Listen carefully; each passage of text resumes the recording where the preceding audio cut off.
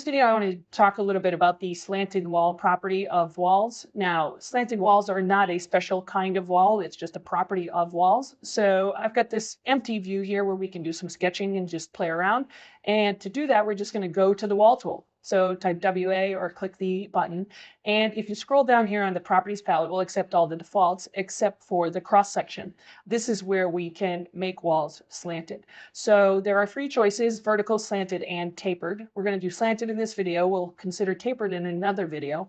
And that makes a property appear beneath the cross section called angle from vertical. And you can see that that can either be positive or negative. So put whatever angle you want in here. I'm going to use 10 degrees. And then you're ready to start drawing some slanted walls. So I'm just going to start anywhere and just draw out a little segment, maybe turn the corner, draw a couple more, and you can kind of see that it's doing some nice cleanup there. But let's zoom in a little closer to see that a little more clearly. Notice that there are actually three lines. So the two bold lines are where we're slicing through the wall, but then the wall slopes away from us down to the ground, okay? And so you're kind of seeing that sort of battered base down there at the bottom.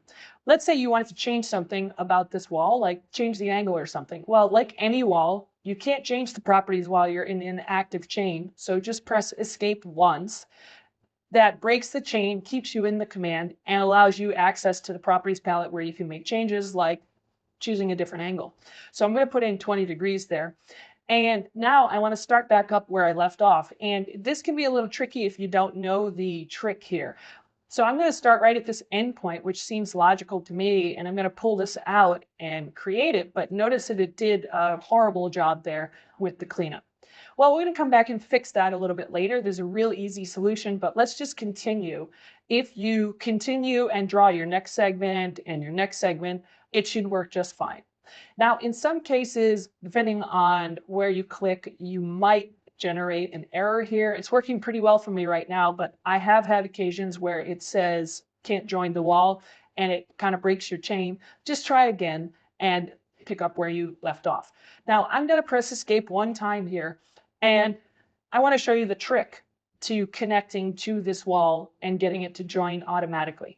Instead of the endpoints or the midpoints or any of those, you're looking for this little dashed box. And it's a little counterintuitive because it doesn't seem to be in any kind of logical location.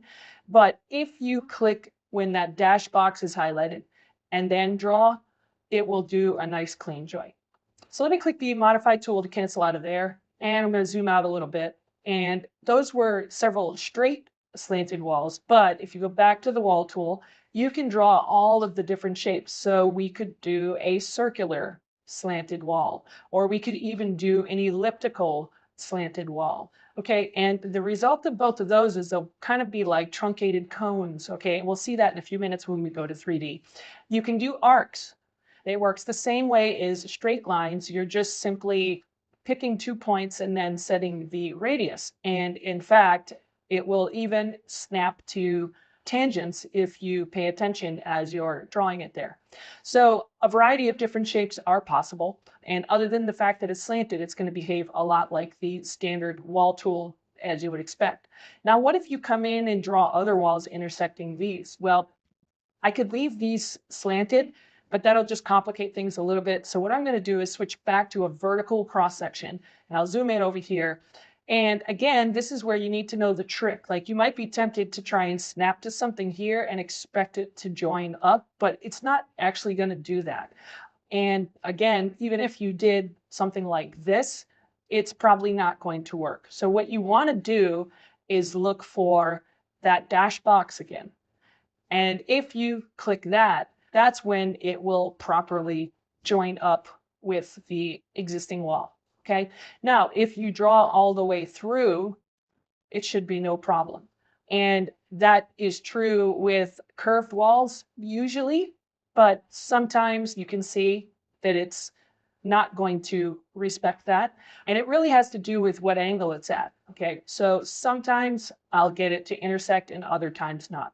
So now that I have some of these situations where it's intersecting properly and others where it's not, what can we do about that? Well, I'm going to zoom in over here and consider that first corner where we changed angle and we had a problem. The solution to this is trim and extend to corner. this is going to do a great job cleaning up this intersection. So I just simply select the first wall and the second wall, and it will create the mitered condition for me. Now, on that basis, you may be thinking that over here, we could do trim and extend single element, pick this wall, and then extend this, but that really doesn't seem to have any impact at all. Okay, I'm not really sure why that is, but the trim and extend T conditions don't really do anything. But trim and extend a corner works wonderfully. So my solution is a little bit of a workaround, but what you do is you take this one and you trim it to this one. Now that's going to generate a warning, can't join these, I'll unjoin the elements. But then I'll just work my way from left to right here and join it to each of the remaining walls. And when you do, you should eventually get to a nice clean intersection. I could do the same thing with this curve. Select the curve, select this, and then I could take the curve and extend it back to the other curve, and that will clean that up. Should even work with the ellipse, and you can clean that up. So in cases where you have these intersections that are not behaving properly, that's what you can start to do. If you needed this to go through, you can pull it back through again, and then this is where you get a little frustrated because you're like, well, now what? It's still not cleaning up. Well, in cases like that, I split the wall. So I'm going to split it at a point, and I'm going to go to trim and extend and start with this one and trim it to here. Then I'm going to take this one and also trim it to there. Then finally, I'll take this one and trim it to there. And you've got a split now between this wall and this wall, but you've got a proper intersection. Now, I'm sure you're anxious to see what this looks like in 3D. So let me go up here to the default 3D view, and we can start to spin this around and see what it's looking like here in the 3D view. Don't let this trouble you here. That's just the crop box of my view. It is truncating the shape, but I could just extend that like so. Okay, so that is a little bit about just sketching the basic slanted walls. Now, if you want to understand this a little bit more scientifically, I've got a couple other views in here to help out with that. So let's go to this floor plan called 02 angles and dimensions. It's a little cluttered because it's got an underlay to the floor below showing. So let's scroll down to the underlay properties here and set it to none. And then if you zoom in, these grids are telling you the angles of each of these walls just for your reference. And then of course I've got some dimensions here. Now the dimensions between the grids are consistent at 10 feet or 3,000 millimeters, but as you can see, the distances between the walls vary. I've got a section cut running through here as well, and I'm going to open that up, and it's just trigonometry. If you take a measurement of the wall itself, so I'm going to tab to that face and that face, there's the thickness of the wall. So this wall in the imperial file is a generic 8-inch wall, and its thickness is 8 inches parallel to the wall. That means if we measure it parallel to the ground instead, there's a really thin little triangle there, and naturally the distance you measure there is going to vary because in this video I want to explore the tapered walls feature. So there are 3 different cross-section possibilities for walls. I'm going to select this wall number 1 over here, and we've obviously seen plenty of examples of vertical walls. That's your default. In the previous video, we looked at slanted walls where you could choose slanted and type in an angle. In this video, I want to talk about tapered walls. Now, if I select wall number 1 here and click tapered, it will fail.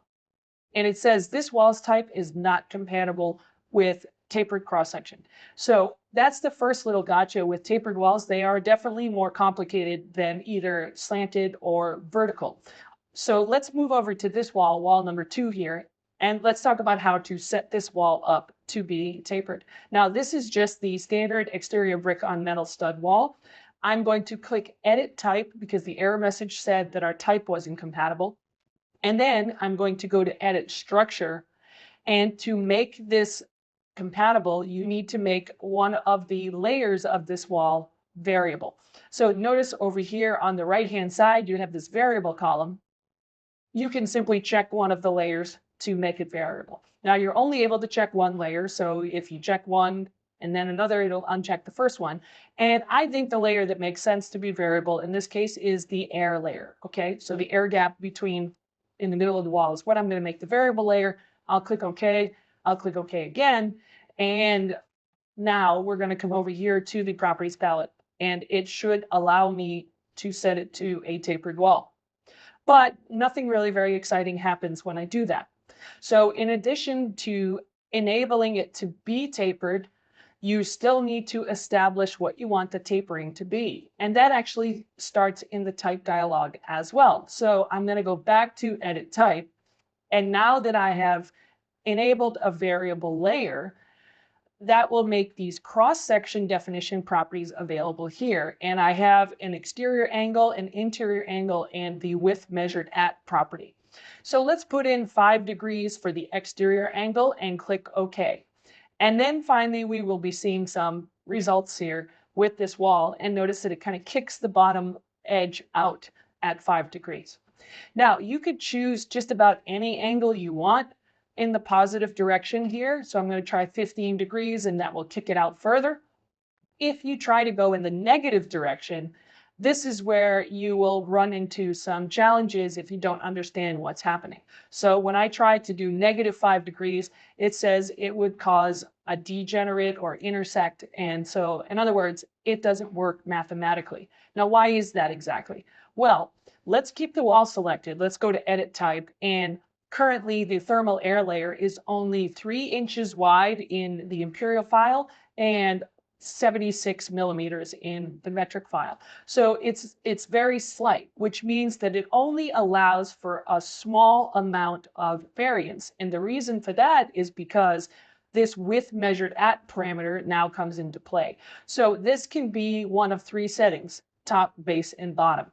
If you wanted to change this to base or bottom, it might impact the wall and change the way it behaves, but I suspect we would still have very few angles that would work here. In fact, the only real angle that's going to work here in the negative direction is -1.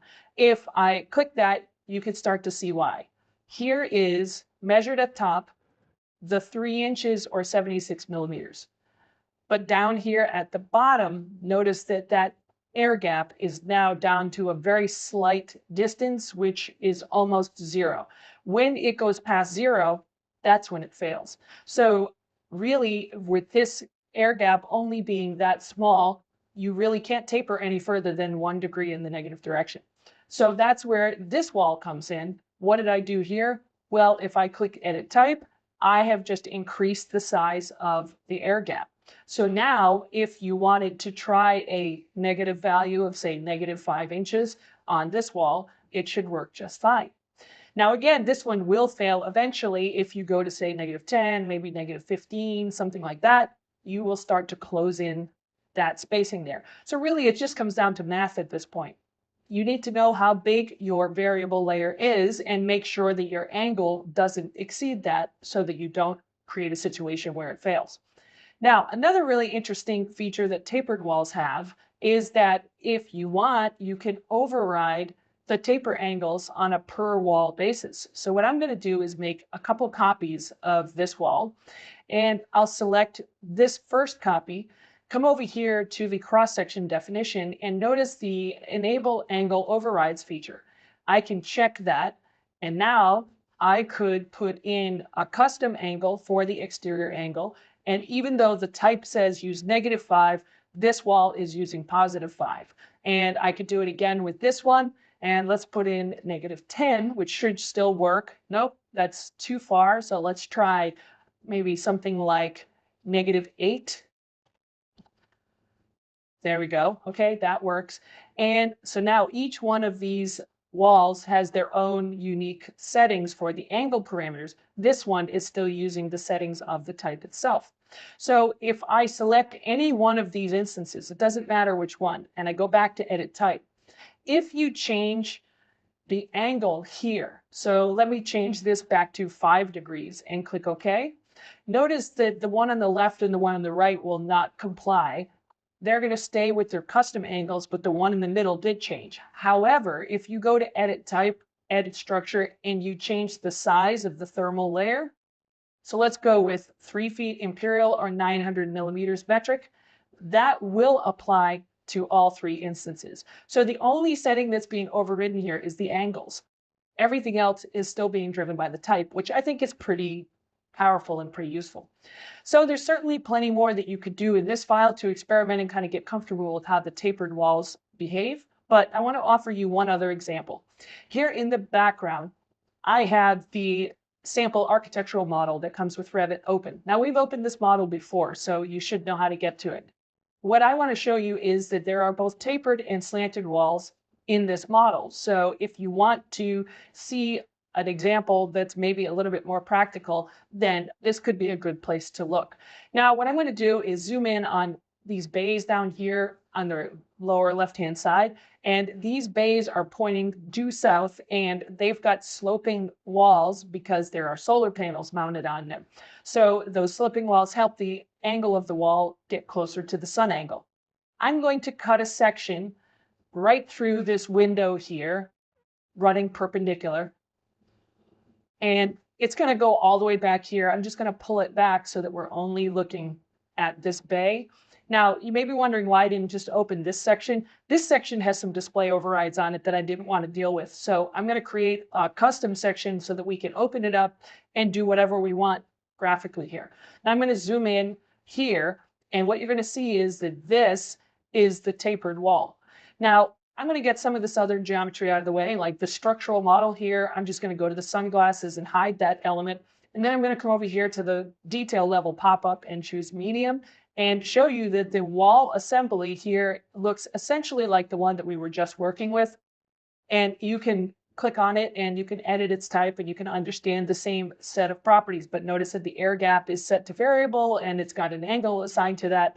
Sitting on top of that is a curtain wall that follows the slope. So if you first hover over it, it's going to say model group, press tab, and you should be able to reach right in and grab the curtain wall called solar panels.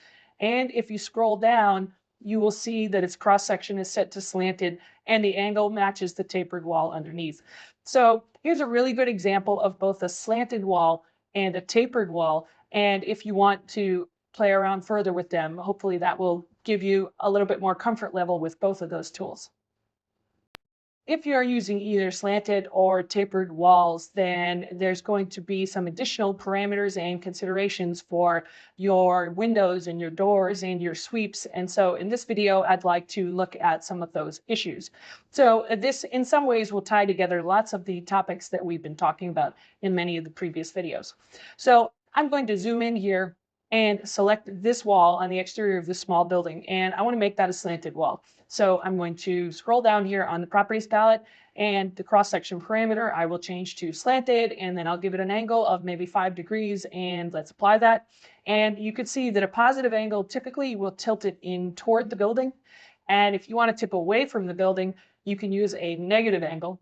And when I do, that's going to generate a warning here. Now, no reason to panic. It's not that big of a deal, but let's go ahead and expand the warning and see what it is. It's talking about the roof and the wall. And we can either unjoin the elements or click OK and ignore the warning. So the idea is really quite simple. When you tip this wall away from the building, you're going to have a gap between the roof and the wall. And so even though they're joined, they're not touching. You can unjoin them, or you can just click OK and ignore that and worry about it later. If you're going to go back later and edit the roof and fix that problem, then you might want to leave them joined. So that's why I'm clicking OK there. So now I want to talk about the first issue, which is inserts. And in this case, I've got windows here, but the same would apply with doors. When you have inserts in a slanted wall, you will now have a parameter on the properties palette called orientation, and you can choose between vertical or slanted. So if I choose slanted here, notice that the windows will now match the orientation of the wall, which looks a lot nicer here in this 3D view. But if I open up this section view that I have right here, and let me zoom in, you may or may not be satisfied with the orientation of that sill and head any longer. So I'm going to right click and choose select previous. And unfortunately, you just have the two choices. So if it's slanted, it follows the slope of the surface, but the head and sill are also going to be slanted. If it's vertical, the head and sill are parallel and oriented to the ground, but now you're going to see the wall is kind of poking into the interior of the space. So you're going to have to choose the one that you dislike the least, I suppose. If you wanted to customize that behavior in any way, that would of course involve selecting the family and editing it in the family editor. And that, I'm afraid, is a little out of the scope of what we're going to discuss right here. But that is, I suppose, a third option. Now, let me move up toward the top of this section cut. And this is where that error was generated a moment ago, by the way. So now you can see it more clearly that the roof used to touch the wall, and when we sloped away, there's now that gap there. So to fix that, you could select this roof, go to Edit Footprint, and edit the sketch so that it now touches the wall. I'll let you do that on your own. But meanwhile, I want to talk about what's going on here at the top of this wall. You can see it looks a little strange. Now, to really understand that, toggle thin lines, and now it should be pretty evident what the problem is. What we've actually got there is that parapet cap is a sweep, and that sweep is following the angle of the wall, but notice that the wall itself is being truncated parallel to the level. So it's a little interesting that we're getting those two different behaviors there, but that is what we're dealing with. So how do we fix that? Well, I'm going to zoom back out a little bit and select the wall, and sweeps happen in the type, right? So I'm going to go to Edit Type, but notice that this is a stacked wall. So you can't get to the sweep properties from the stacked walls type. So you need to cancel this, and what we're going to do instead is get to the basic wall type that's inside the stacked wall. Well, it turns out you can get there just by hovering over the stacked wall, pressing Tab.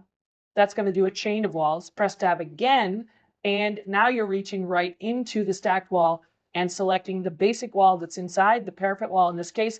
And now if we go to Edit Type, you'll be able to edit structure, and we have access to the Sweeps button. Now, if you watched the video on sweeps, you know that the only way this button is lit up is if you have the preview open, which I do, and if you have the view set to section, which I do. So make sure both of those things before you get to the sweeps button, and then you click that, and finally, we have our orientation parameter here, which we can change to parallel to the ground. Now we have to click OK, OK, OK. So we're pretty deep in there, several dialogues, but eventually you get back, and now you can see that it looks much better here in the section view. However, if we go back to 3D, I'm not really satisfied with the connection between these two walls here and here. What I'd really like it to do is to look like that, where it does a nice mitered condition. Now, how are we going to achieve that? Well, first, let me explain to you why this is occurring. So if you select this wall, you should be able to tab in and get to just the sweep that's inside of that wall. So it's going to take a couple tabs, and then there's a little dot right here. And it turns out that you can actually drag that dot to pull that sweep back from that intersection. I'm going to repeat that over here by tabbing and clicking that little dot and pulling that away. And then if I deselect everything, now you can kind of see what the problem is. For whatever reason, the plane at the top of this wall is a little bit lower than the one at this wall. Now, to my mind, the easiest solution is the Align tool, right? So I'm going to go to Align, and I'm going to highlight this face and press Tab to get to top face, click it, and then I'm going to click this one, and nothing happens. So we're running into, again, another issue with respect to this being a stacked wall. So at this point, you may be thinking, why bother with these stacked walls, right? And it's a fair comment. But in this case, I'm afraid the solution is going to be to remove the stacked wall. Now, if you're not sure how to do that, let me remind you that you can select a stacked wall, right-click, and choose Breakup. And when you do, let's press Escape a few times to deselect. When you do, you now have two separate basic walls sitting on top of each other. Okay, so it's no longer a stacked wall, and that also means that you should be able to go to Align, tab into this top surface, and then pick this top surface, and now those two surfaces are flush with one another, and I can go back and tab in a few times and get this sweep here, stretch this to that corner right there, then I'll tab in a few times to this one, and grab that one and snap it to the same location, and that will clean up the miter nicely. Unfortunately, though, we need to do it at both ends. So I'm going to tab in again, but at least in this case, we only need to adjust the grips here because it's already flush. So I'll just tab in a few times to get those grips, and then that completes that. So those are some of the issues you might run into when using slanted walls with respect to doors, windows, and sweeps. Let's spin around to the other side here and talk about a similar condition that will occur if you're using a tapered wall. Now, the first thing you want to know is that stacked walls don't support tapered walls. So if I scroll down and try and change the cross section here to tapered, it will tell me that it's not allowed for stacked walls. Okay, fine. So let's right click and break up again. And then I'll select the one at the bottom here. And I want to set that one to tapered. But you might recall from the earlier video on tapered walls that you first need to go to edit type, edit the structure, and decide which layer you want to be variable. So I'm going to make the air gap layer variable, click OK. Then you decide what angle you want it to be. I'll do 5 degrees on the exterior, click OK. And finally, with that wall selected, I will change its cross section to tapered, and that will kick it out. And the only thing I wanted you to see that's a little different here is if I select these windows and scroll up, notice that the vertical cross section here now has 2 options. It can either be slant along interior or slant along exterior, but otherwise it will behave in a similar way that we saw with slanted walls. So if you're using either slanted or tapered walls, these are some things you might run into with respect to the other geometry that participates with those walls. Feel free to experiment further here to get a better sense for how all this functions.